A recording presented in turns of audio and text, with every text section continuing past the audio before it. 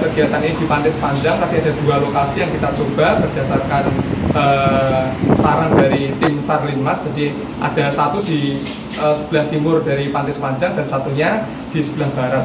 Jadi terlihat ada 2 tipe rip current yang bisa kita identifikasi, dan keduanya adalah tipe rip current atau arus yang dikontrol oleh kondisi dasar perairan atau batimetri. Jadi karena di sini ada rataan terumbu yang kadang di antara rataan terumbu itu ada celah. Di situ kalau ada ombak datang ke arah darat, dia ditarik dan dibelokkan ke channel atau celah tersebut sehingga membentuk rip current. Itu dia merupakan rip current yang tipenya menetap. Jadi dia selalu ada di situ sepanjang waktu, tetapi tergantung dari kondisi ombaknya apakah cukup atau tidak membentuk rip current.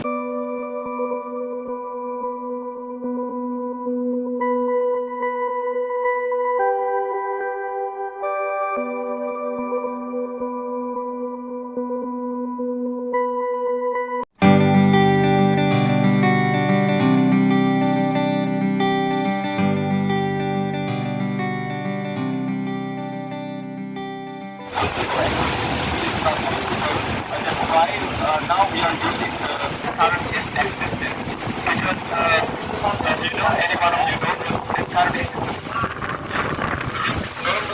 started or close to the shoreline and then until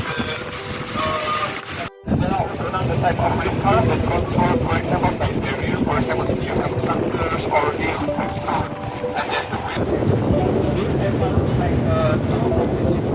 like this is like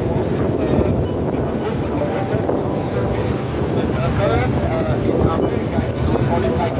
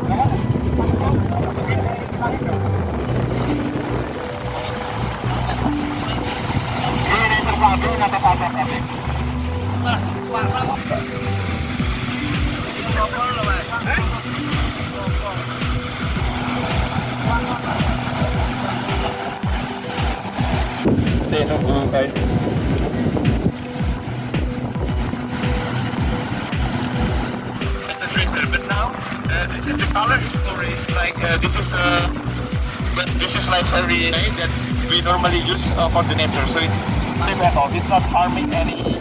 But we need to wait until the drone is deployed, and whenever they are ready, we are like in that area. And we're gonna try this actually. This fluorescent dye is used to detect the cave depot. Something is happening in the color of the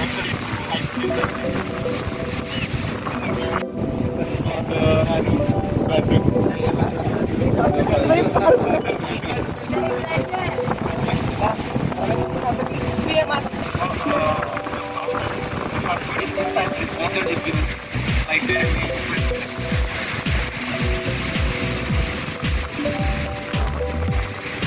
and like we bought this from China because we got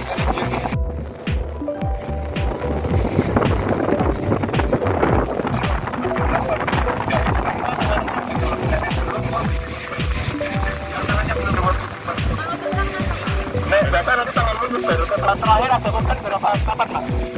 Oke, ya kebetulan sekali lagi kita bekerjasama dengan tim Sarlimas baru wilayah 1 dan wilayah 2 ya, baru wilayah 2, dan ini juga kita baru ada event di kampus yaitu Summer Course. Jadi ada kegiatan perkuliahan dan kegiatan lapangan di mana ada beberapa mahasiswa asing juga yang terlibat, ada yang dari Kanada, ada yang dari Indonesia, ada yang dari Singapura, lalu beberapa mahasiswa lokal juga terlibat.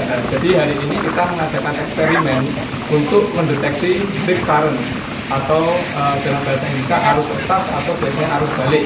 Banyak terminologi yang mencirikan atau mendefinisikan rip current itu, tapi pada dasarnya rip current itu adalah arus yang notabene lebarnya itu sangat sempit, tapi dia sangat kuat menarik ke arah lautan. Jadi dia terbentuk di sekitaran garis pantai, lalu dia akan membentuk suatu channel atau saluran kecil yang nanti mengarah ke lautan lepasnya.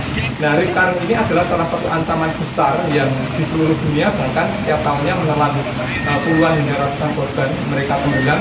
Karena apa? Karena mereka tidak sadar, mereka tidak tahu, mereka tidak punya knowledge bahwa di pantai itu di mana mereka bermain itu ada ancaman besar, yaitu rip current. Nah, salah satu tujuan dari kegiatan kita ini adalah kita ingin memberikan edukasi kepada masyarakat, memberikan istilahnya efek yang lebih dramatis dengan menggunakan cairan pewarna. Jadi kita menggunakan cairan pewarna berupa uranin yang notabene itu pewarna buatan, tetapi komponen utamanya dari garam. Jadi itu aman untuk digunakan dimanapun.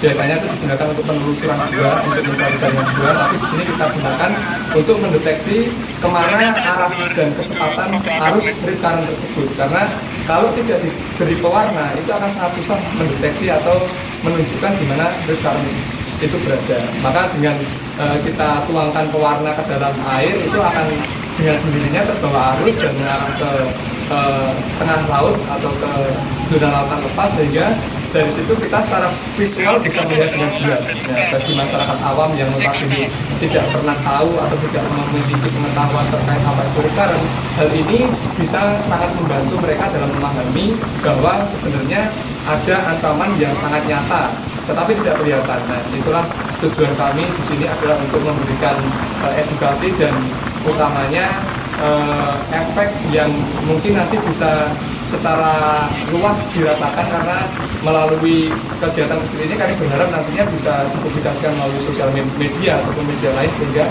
masyarakat yang tidak tahu bisa tahu. Oke, jadi kita melaksanakan kegiatan ini di Pantai Sepanjang. Tadi ada 2 lokasi yang kita coba berdasarkan saran dari tim Sarlimas. Jadi ada satu di sebelah timur dari Pantai Sepanjang dan satunya di sebelah barat. Jadi terlihat ada 2 tipe rip current yang bisa kita identifikasi, dan keduanya adalah tipe rip current atau arus yang dikontrol oleh kondisi dasar perairan atau batimetri. Jadi karena di sini ada rataan terumbu yang kadang di antara rataan terumbu itu ada celah. Di situ kalau ada ombak datang ke arah darat, dia ditarik dan dibelokkan ke channel atau celah tersebut sehingga membentuk rip current. Itu dia merupakan rip current yang tipenya menetap. Jadi dia selalu ada di situ sepanjang waktu, tetapi tergantung dari kondisi ombaknya apakah cukup atau tidak membentuk rip current. Lalu rip current yang kedua yang di bagian barat itu tipenya agak sedikit berbeda, walaupun masih dikontrol oleh kondisi dasar perairan atau batimetri, tetapi dia juga ada kontrol lain dari kondisi topografi bagian barat Pantai Sepanjang yang disitu ada tebing. Jadi namanya ada boundary rip atau rip current yang terbentuk karena ada pembatas. Kalau misalnya ada tur bangunan atau ada tebing, biasanya arusnya ngarah ke situ lalu dibelokkan. Nah, salah satu yang kita deteksi tadi di bagian barat adalah tipe rip current yang dia boundary rip atau karena ada batas. Tapi untuk lebih jauh tentunya data masih perlu kita olah untuk mengetahui misalnya kecepatannya seperti apa, lalu jaraknya, panjangnya sejauh apa dari bibir pantai masih kita proses nantinya.